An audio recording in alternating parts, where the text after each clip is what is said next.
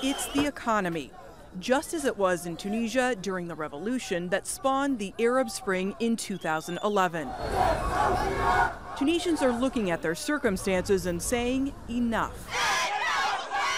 Although this time they're also saying not much has changed since they succeeded in bringing democracy to their country. It's been 7 years since 2011 and the government didn't do anything for us, so it's natural to protest. I think the demonstrations will be bigger than before because of these major price increases. People are no longer accepting this high cost of living, and that is contributing to the protests throughout the country. Poor people like me can no longer bear the burden of these high prices.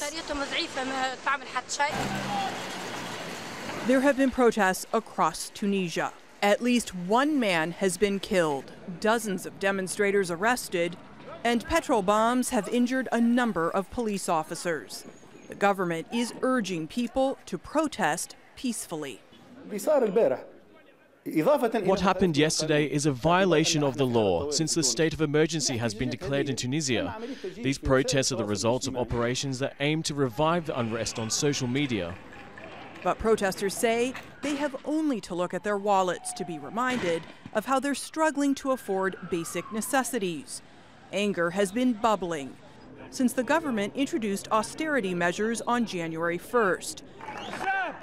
The government raised the price of fuel and taxes on many items in an attempt to reduce the annual deficit. The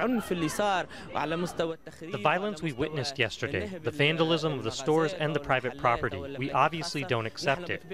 However, it can be seen as a natural result of the starvation and the impoverishment of the Tunisian people for years.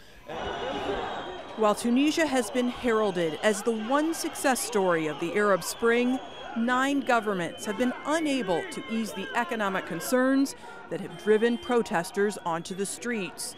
People have vowed to continue demonstrating until the austerity measures are lifted. Natasha, Ghoneim, Al Jazeera.